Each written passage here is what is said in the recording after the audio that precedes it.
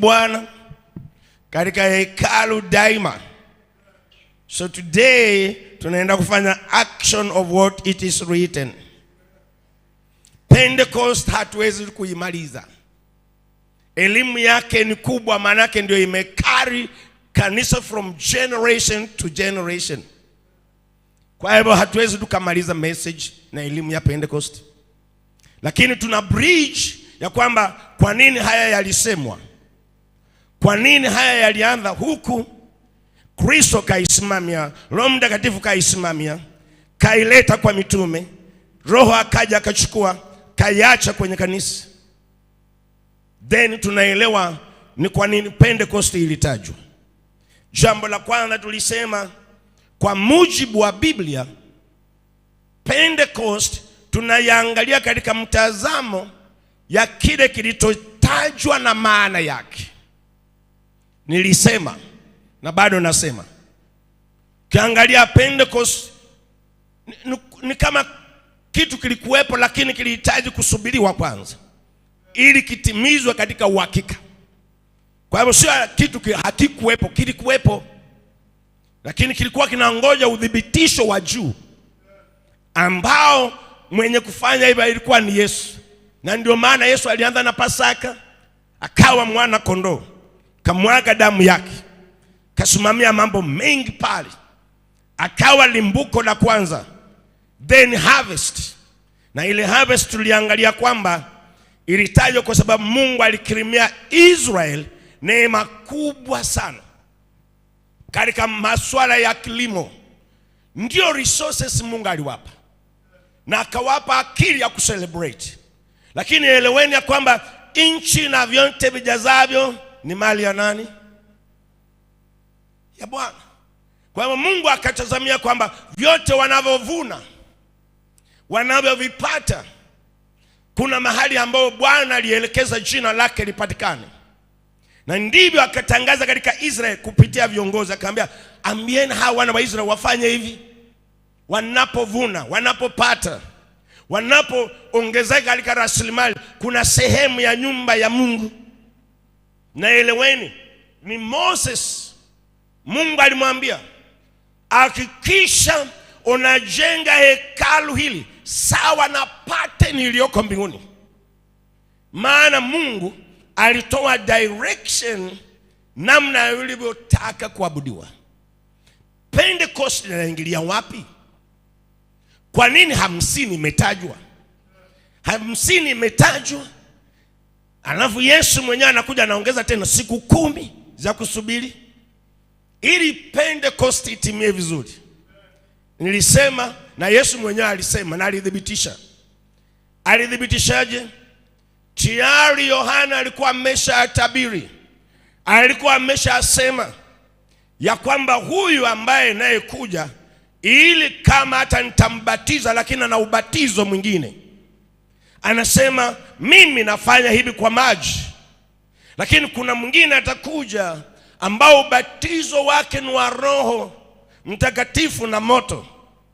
Ndivyo Yohana alivyosema na Yesu kadhibitisha mwenyewe. Kwa hivyo tunaangalia ya kwamba tutakapo sasa vile tumefika katika Pentecost, tuangalie maana ya maneno fulani yaliyo nyuma ya Pentecost. Yalibeba uzito upi? Na wewe unapoomba katika anga zako unaombaje? Jambo la kwanza, tuangalie kwa nini siku 50. Biblia inasema katika mahesabu ya namba 1, 2, 3, 4 mpaka 50. 50 ina maana sana kwenye Biblia nzima. Na hii namba 50 ina maana kwa sababu Mungu aliashiria vitu vingine ilipofika namba 50. Na hiyo namba 50 ina uzito sana kwenye ishara hii ya leo tuko hapa. Kitu cha kwanza tunaangalia kwamba katika vitabu vitano ambavyo viliandikwa kama sheria, kama kanuni ambao Mungu alitoa kwa mujibu ya wana wa Israeli wafuate. Unajua namba 50, kitabu kimoja katika vitano kina ukurasa 50. Na hiyo ukurasa 50 ndio inafunga kitabu cha Mwanzo katika uumbaji wote. Na hiyo ukurasa namba 50, Biblia inasema katika hiyo ukurasa wake ndio ile siku pia Yakobo aliyezaa Israeli maisha yake yaliishia pale, katoweka akaenda mbinguni. Kwa hivyo tunapoangalia namba 50 imeanza na ishara nyingi sana. Mwanzo 50, hebu soma mstari wa kwanza. Mwanzo 50 mstari wa kwanza. Tunaanza kuangalia namba 50. Kwa nini ikatajwa? Mwanzo 50. And Joseph fell upon his father's face and wept upon him and kissed him. Yusufu akamwangukia babaye usoni, akamlilia, akambusu. Endelea. Mstari wa pili, Biblia inasema and Joseph commanded his servants the physicians to emblem his father, and the physicians emblemed Israel. Yusufu akawaagiza watumishi wake waganga kwamba wampake, semeni Kiswahili,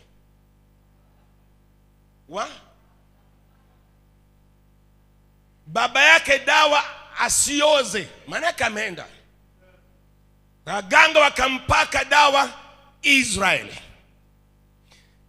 Namba 50, Genesis ndio mwisho wake. Aliyetuletea Israeli ndio mwisho wake kwa hiyo chapter. Kwa hiyo 50 ina maana, na mtu aseme amen jamani.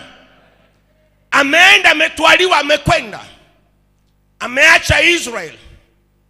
Kwa hivyo namba 50 Mungu anajua kwa sababu gani. Ina connection ya ajabu sana. Tunaangalia kwa nini 50. Kitu cha pili pia tuangalie katika maana namba 50.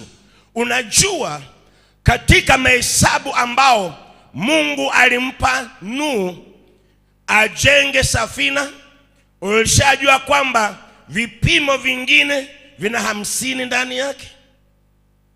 Katika vipimo vyote ambao Mungu alimpa Nuhu, vingine vina 50 ndani yake. Na Mungu alifanya hivyo kwa kusudi, kwa sababu vilikuwa vinaashiria jambo fulani. Kisoma Mwanzo mlango wa 6 mstari wa 15. Japokuwa kuna mambo mengine tutaruka kwa sababu ya muda, lakini unaweza ukaandika. Lakini unaposoma in Genesis 6:15, Biblia inasema vipimo vingine, hivi ndivyo utakavyoifanya mikono 300 urefu wa safina, mikono 50 upana wake, na mikono 30 kwenda juu kwake. 50 ilikuwa ni moja ya vipimo vya kina sana kwenye ujenzi wa safina wakati Mungu anampa maelekezo.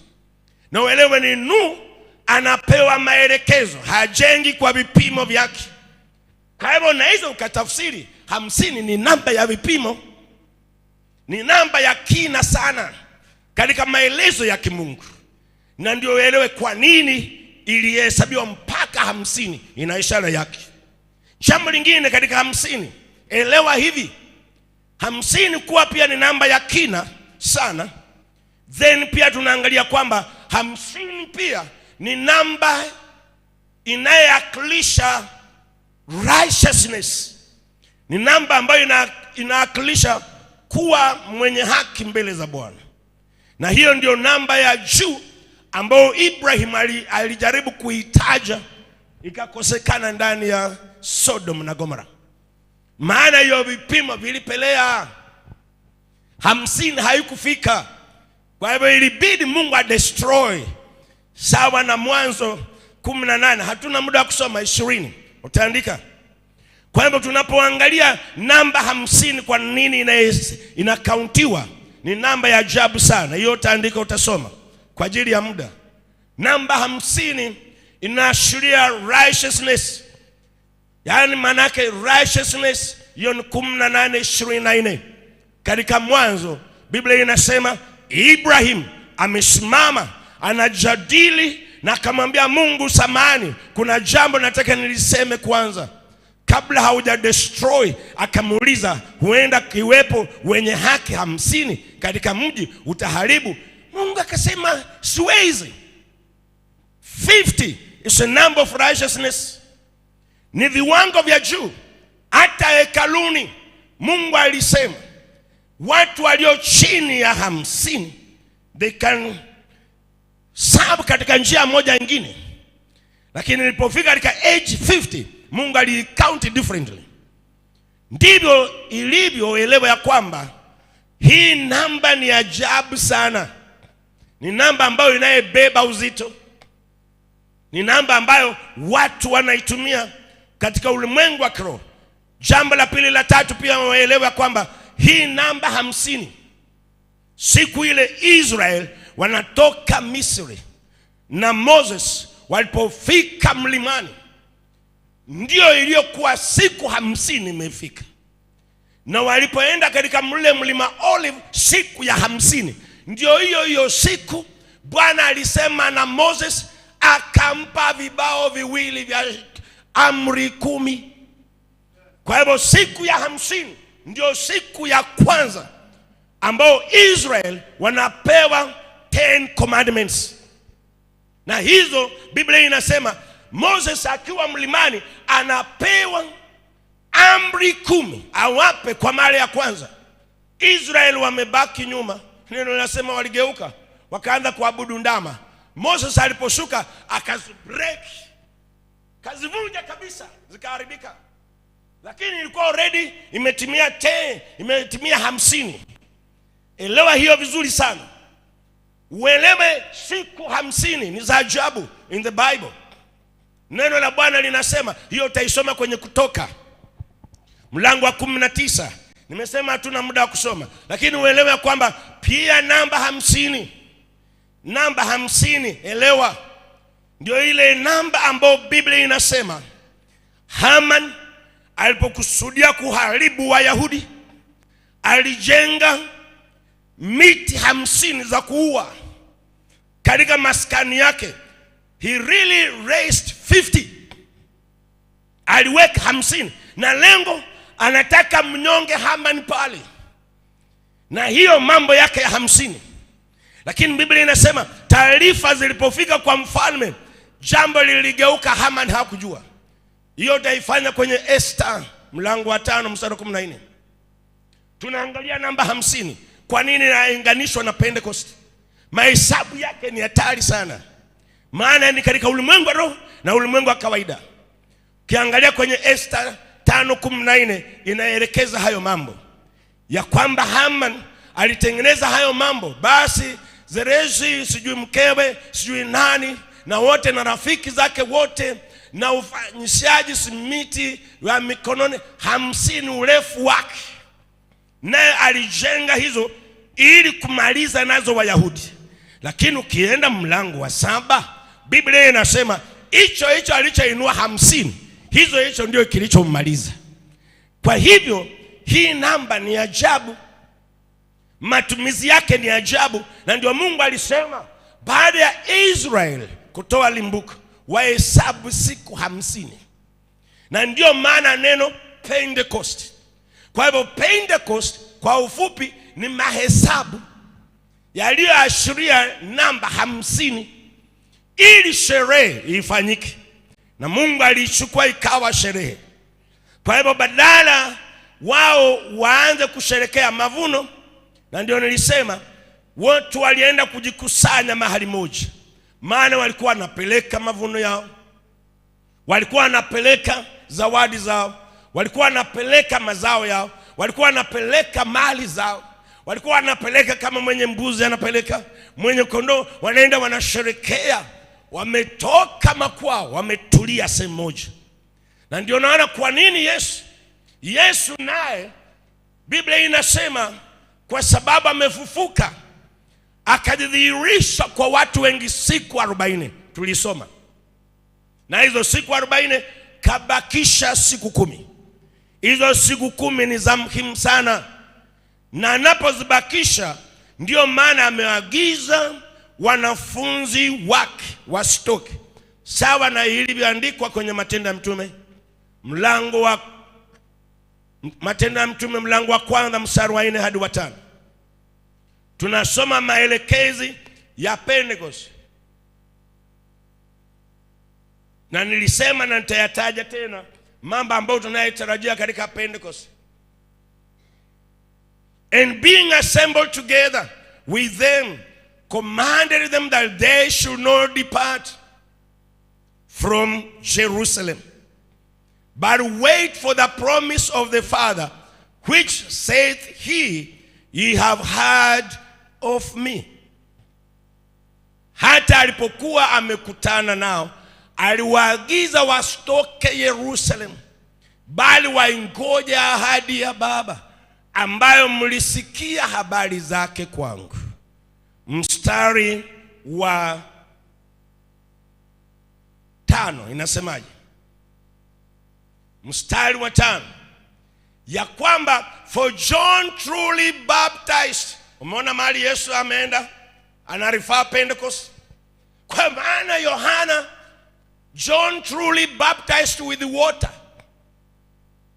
but you shall be baptized with the Holy Ghost not many days hence. Kwa hivyo Pentecost ilipata ubatizo gani? Ilipata ubatizo gani? Ya kwamba Yohana alibatiza kwa maji, bali ninyi mtabatizwa katika Roho Mtakatifu baada ya siku hizi church 10 days. Kwa hivyo kilichoshuka katika Pentecost ni Roho Mtakatifu, sawa, lakini Roho ambaye anakuja katika ishara ya kubatiza. Nitakueleza uchache Roho anakujaje kubatiza watu. Unajua kuna watu wengi wamempokea, kuna watu wengi wanaweza kujazwa na huenda hujabatizwa. Takueleza kidogo tu. Yesu alikonfirm ya kwamba kile kinachosubiriwa siku ya Pentecost ni nini? Ni ubatizo wa Roho Mtakatifu na moto. Kwa sababu already mitume walikuwa wameshapokea Roho. Kwa hivyo kuna kitu cha ziada ambao Yesu alikiona, na aliambia hichi lazima kichukue siku 10 ndio kinatimizwa. Na ni ukweli, na nilisema hiyo ni thibitisho moja ya kwamba Pentecost ni ukweli. Wakati Roho anashuka, hata ukisoma mlango wa ngapi? Mlango wa 2. Naenda hivi kwa kurukia sababu ni somo pana, lakini nawapa andiko ili upate idea why we are here today. Tukiangalia mlango wa 2 nasemaje mstari wa 1? Ili kudhibitisha hicho. Lakini lazima uelewe mtu anabatizaje kwenye Roho na moto. Hiyo ndio swali lazima ujiulize. Inakwendaje hapo? Then ndio utaelewa maana ya Pentecost. Mlango wa 2 mstari wa 1 nasemaje? And when the day of the Pentecost was fully come, they were all with one accord in one place. Hata ilipotimia siku ya Pentecost, maana siku 50 hizo, walikuwa wote mahali pamoja. Tuendelee. Walikuwa wote mahali pamoja. Mstari wa 2. And suddenly there came a sound from heaven, as of a rushing mighty wind, and it filled all the house where they were sitting. Kukaja ghafla toka mbinguni uvumi kama uvumi wa upepo wa nguvu ukienda kazi, ukaijaza nyumba yote waliokuwa wameketi. Tuendelee. Mstari wa 3. Neno linasemaje? Nasema, and there appeared unto them cloven tongues like as of fire, and he sat upon each of them. Kukawa tokea ndimi zilizogawanyika kama ndimi za moto, uliowakalia kila mmoja wao. Na kanisa liseme amen. Yesu alikuwa anasema mtabatizwa kwa Roho na moto. Na waangalia kile kinawakalia vichwani ni kitu gani? Jamani twende pamoja. Nini kinawakalia? Au naogopa utaungua? Si useme tu kama vile ilivyoandikwa. Kwani mimi ndiye niliandika Bible? Wewe soma kama ile iliandikwa. Hata ukiogopa ukitaka kuungua itakuunguza tu. Kwa hivyo soma ili upone. Inasemaje? Nini kiliwakalia? Sasa na tena Biblia inasema kwa kila mmoja mmoja. Maana ubatizo umeanza, ila nimekuambia lazima ujue ni ubatizo gani huo. Kama vile ilivyotabiriwa. So kila mtu ukimwangalia fire. Na hiyo fire ni sawa na ndimi. Watu hawaelewi. Kimekalia kila mtu fire. Ushawahi kuangalia mtu ukaangalia kuna moto juu yake? Ni ajabu sana. Ubatizo wa Roho Mtakatifu na moto ni hatari mno. Hauwezi ukawacha mtu hivyo. Lazima umegeuza maisha yake yote. Lazima unageuza maisha yake yote. Unaleta badiliko ya hatari. Takueleza zaidi, which means neno lile ambalo lililotabiriwa na Yohana linatimia sana. Na hivyo sasa ubatizo huo ndio unatangulia. Ningesema amen jamani. Na huo ubatizo wa Roho kwa ishara za ndimi za moto unatangulia juu yako.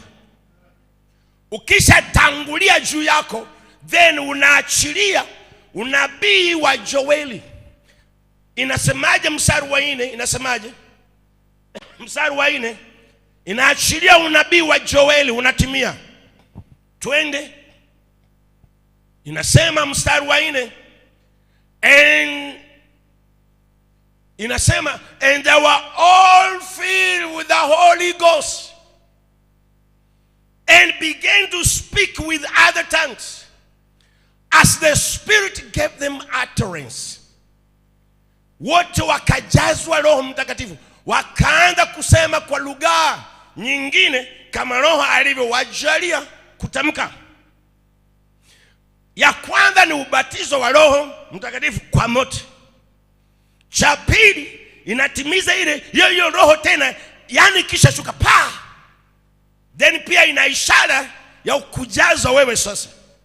Inabadilisha usemi, inabadilisha maisha, inabadilisha mtazamo. Unaanza kunena lugha sio yako. Na mtu asema amen jamani. Yani unaanza kuishi maisha sio yako. Already unajazwa sasa. Kwa nini unajazwa? Biblia inadhibitisha. Petro aliwaeleza watu kwa nini wamejazwa. Sawa na Matendo ya Mitume 2. Petro anadhibitisha. Tusome mstari wa 14. Inasemaje tukiendelea? Ndio ujumbe ambao mtume anadhibitisha. Kwa nini Pentecost ilibeba ishara ya ajabu sana? 14. And Peter standing up with the 11 lifted up his voice and said unto them, Ye men of Judea and all that dwell at Jerusalem, be this known unto you, and hearken to my words. Lakini Petro akasimama pamoja na wale 11, akapasa sauti yake, akawaambia, enyi watu wa Yahudi na ninyi nyote mkao Yerusalem, lijueni jambo hili, mkasikilize maneno yangu. 14. Ilikuwa ni taarifa Petro anatoa. Kama hii nawaelekeza sasa. Haikuwa sehemu ya kuhubiri. He was just delivering a sermon. Anatoa ushuhuda ya ile yaliandikwa kwa watu.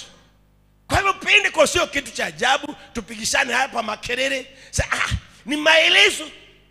Na haya maelezo ya rohoni. 15. For this are not drunken as ye suppose, seeing it is but the 3rd hour of the day. Sivyo mnavyodhani watu hawa hawakulewa, kwa maana ni saa 3 ya mchana. 16. Inasemaje? Petro ana confirm yale maneno. Petro ana confirm, anasema, but this is what which was spoken by the prophet Joel.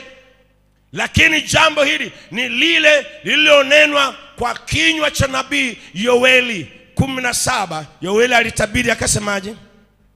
Yoeli alitabiri akasemaje?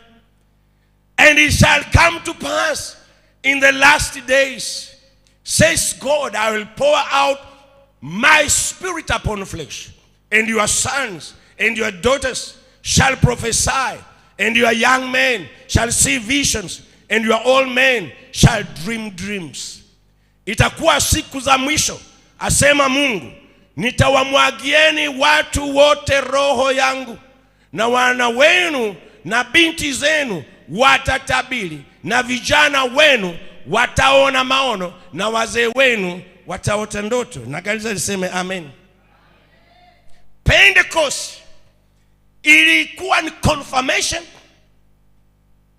ya siku 50 ili kuchange mavuno ya kawaida yarudi katika roho. Ilikuwa ndio connection, ina connect kilichosemwa in the old, ina connect kile kinakuja in the new. Kwa hivyo ilikuwa transfer ya ajabu sana. Joel alitabiri, Yohana kaitamka, inataka kutimizwa ndani ya hiyo 50. Na ndio maana waliambia subirini, kuna jambo lishatajwa litakuja. Huwa Kiswahili wanasema sijui likisema sijui lipo, sielewi hiyo Kiswahili. Lakini elewa ya kwamba kuna msemo mwingine ya maana. Hivyo ndio Biblia ilivyo. Kwa hivyo Pentecost ina history ndefu, ina kina kirefu sana. Kwa hiyo yote ambaye anayemwamini Yesu lazima ajue haya mambo, ya kwamba leo wewe unakaa hapo kwa kile ambao Bwana alisaidia watu wake kusema. Kanisa lingepotea bila Pentecost. Kanisa halingekuwepo. Mitume hangekuwa na uwezo wa kusema. Hakuna mtu angekuwa salama. Lakini walipotii katika ile kusubiri. Na nitakwambia kwa nini walisubiri. Kusubiri nilisema na bado narudia, ni muhimu sana in life. Everything has a waiting point. Hata leo unapotaka kufanya jambo, kuna kipindi cha kusubiri tu. Unapotaka kwenda mahali, hata kwenda, kuna kipindi cha kusubiri tu. Unapotaka hata kuna kipindi cha kusubiri tu. Everything ina maana. Na unajua kipindi ulicho unachosubiri, nilipata revelation ya ajabu. Mimi sijui wewe, lakini hii ndio mafunuo nilipata. Unajua mafunuo gani nilipata? Yesu alikuwa na akili sana za ajabu. Yeye alijua safari ili afike mbinguni, nafikiri ilikuwa salama. Hebu imagine zile vita ambazo alikuwa anapigana hapa, alisaidiwa na Roho Mtakatifu kabisa 100%. Na je, nikuulize, na angerudi huko mbinguni, unaonaje anga hizo zilikuwa salama? Hebu reason kama mimi, zilikuwa salama? Ukitaka kujua hizo anga za juu hazikuwa salama, hebu mtafakari Daniel amefunga siku 40. Alafu nini inafanyika? Unasoma taarifa zake. Nini ilifanyika? Biblia inasema maombi yake yalijibiwa siku ya kwanza, lakini yakazuiliwa kwenye anga hizo, ambao haujui ni vizuizi aina gani. Sasa Yesu akaangalia hii safari ili Pentecost itimie, ngoja niende kwanza nifanye kazi kwenye hii anga hili. Na mtu aseme amen jamani. Angalia safari ya kurudi mbinguni haikuwa easy. Imechukua siku 10. Yesu saa hiyo akitoka wewe unafikiri kaenda? Jamaa alishughulika kwenye hizo maanga. Mapepo yamo, vizuizi viko, roadblock ni nyingi. Yesu akajua ili kitambo niingie mbinguni ita cost 10 days, ili Roho apate njia kamili, ili akishuka kusiwepo kitu chochote. Kama maombi ya Daniel ilizuiliwa siku 21, Olive ilikuwa ni nyepesi, ambao wewe unawaza tu hadi Yesu kavuka kuna vizuizi. Yesu anapambana kwenye anga, mitume wanasubiri. Yesu anapambana siku 10, mitume bado wanasubiri. Sifa bado inaendelea duniani, lakini mwana wa Mungu anashughulika kwenye anga hizi ambao wewe hauzioni. Yeye aliziona. Aliona mahali mapepo yako na mahali vizuizi vipo. Akasema siku 10 ninararua hizi vizuizi vyote, anga iwe wazi, Roho ashuke kwa usalama. Ana mtu aseme amen jamani. Na ni ukweli Biblia inasema hata kama ni karama za rohoni hatungezipata.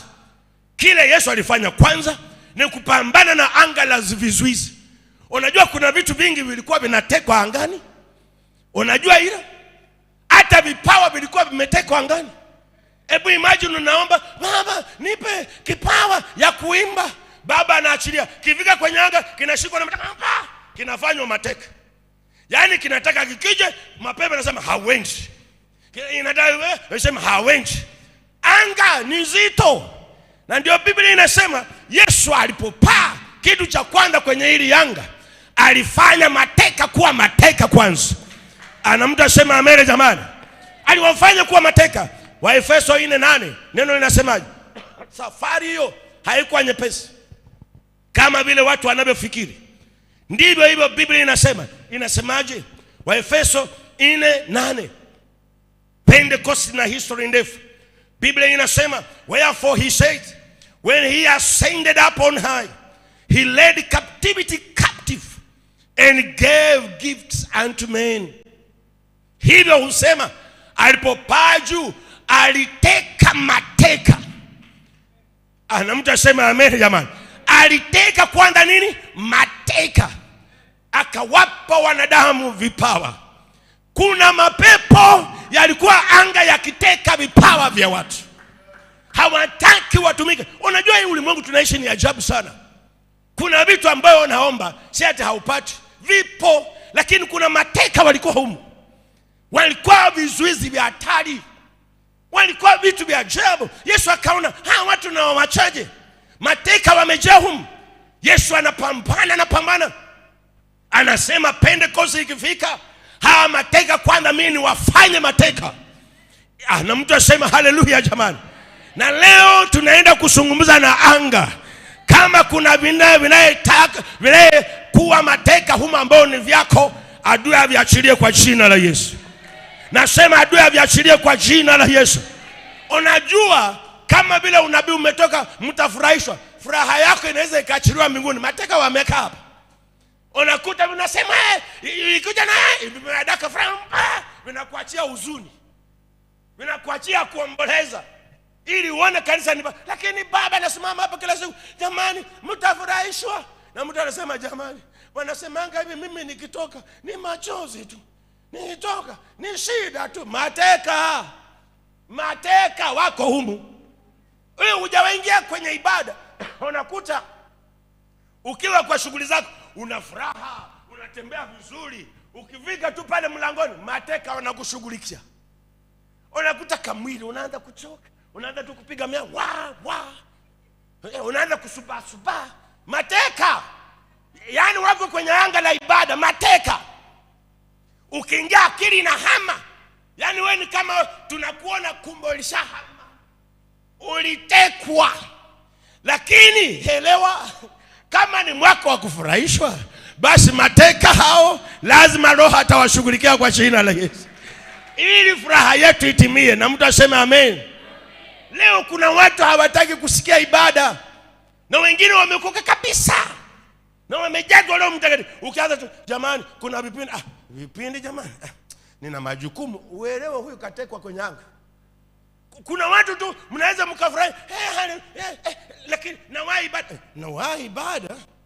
Tulia kwanza. Mateka ameshughulikiwa kwenye anga. Tena sasa inakwambia tulia kwanza, hebu tupike mayai. Mayai pika. Na chai pika. Unapika unakuja kushtuka, saa ibada imeisha. Mateka. Umetekwa. Unakuja unajaribu kukimbia. Unahema. Katekwa zamani. Lakini shukuru Pentecost hii inaenda kufungua anga la mtu katika jina la Yesu. Na mtu asema amen. Ni ukweli. Unaweza hata kuwa katika eneo la hili kanisa, lakini anga lako limetekwa. Na ndio maana saa nyingine nilisikia mama akipiga kelele hapa. Saa ya ibada si umetekwa. Ndio adui anakuambia toa simu, rafiki yako anakutumia hela.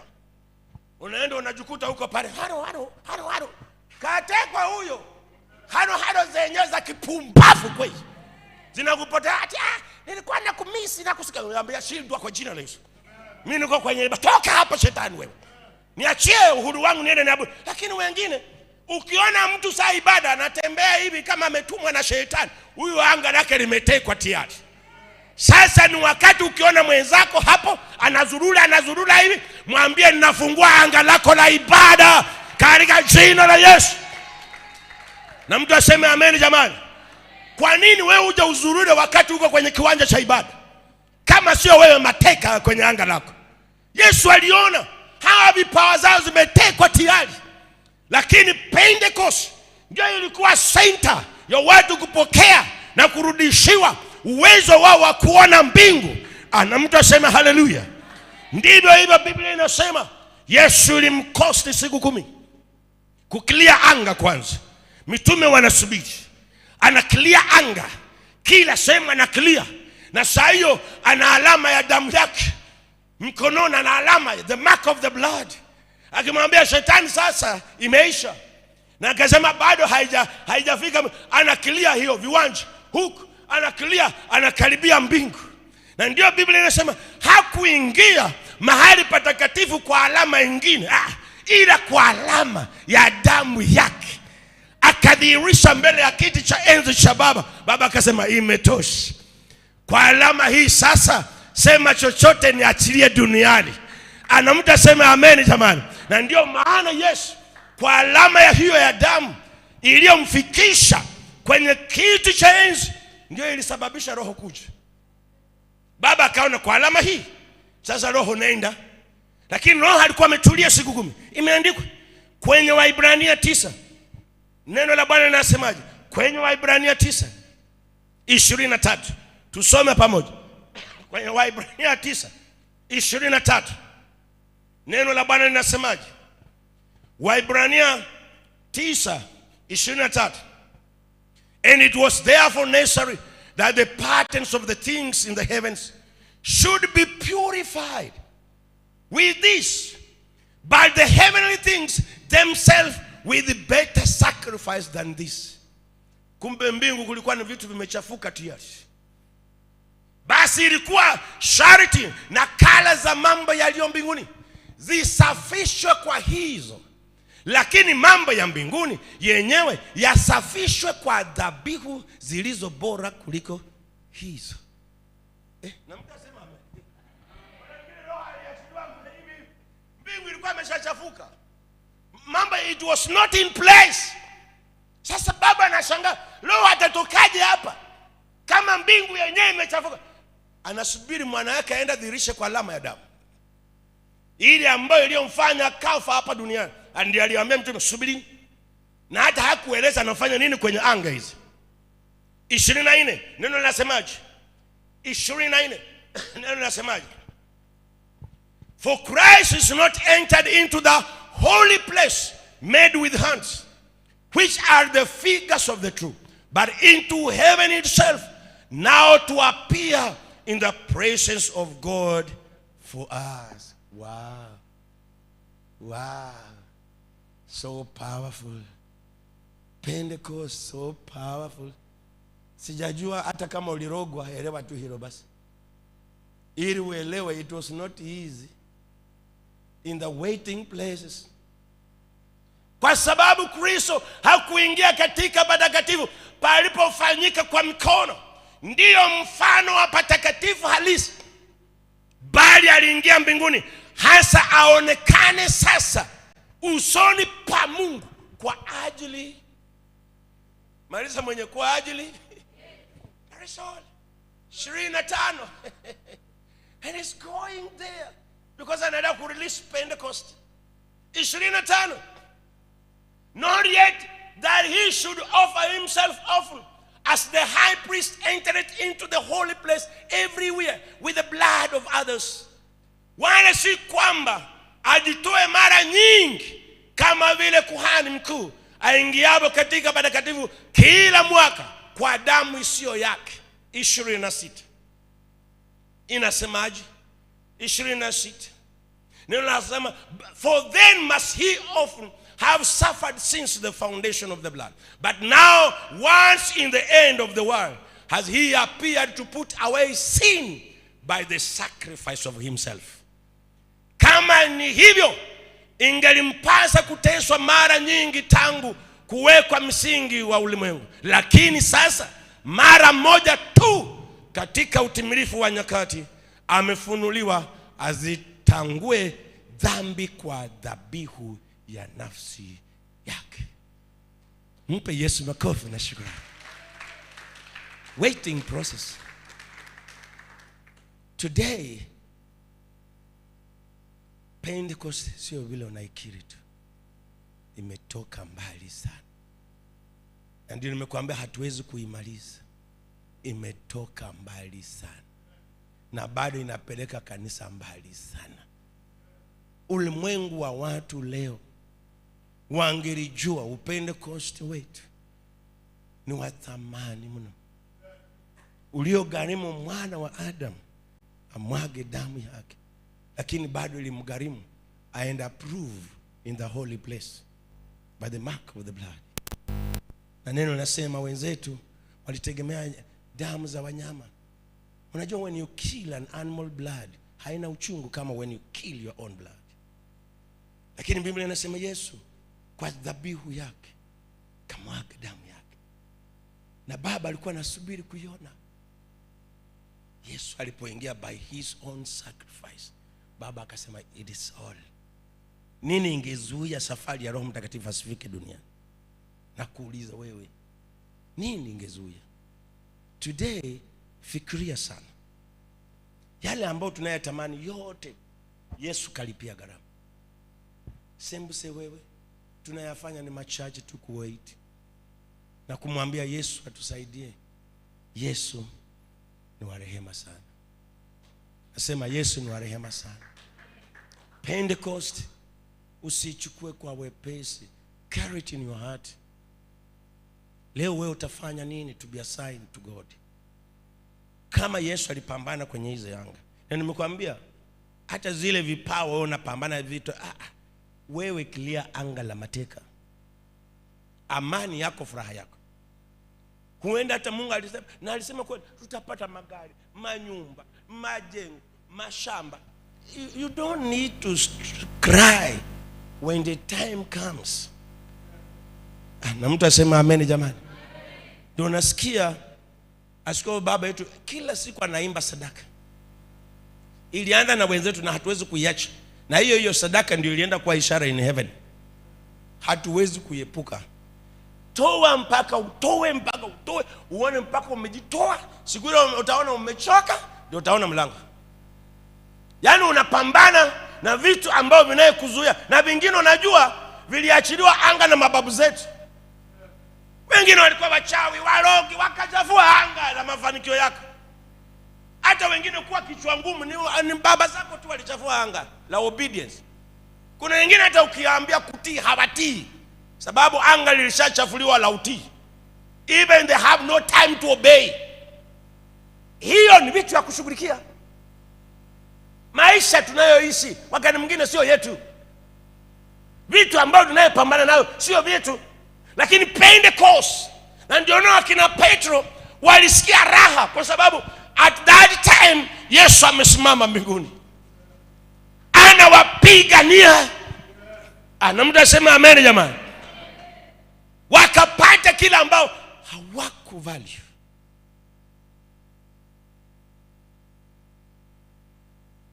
Thank you Holy Spirit.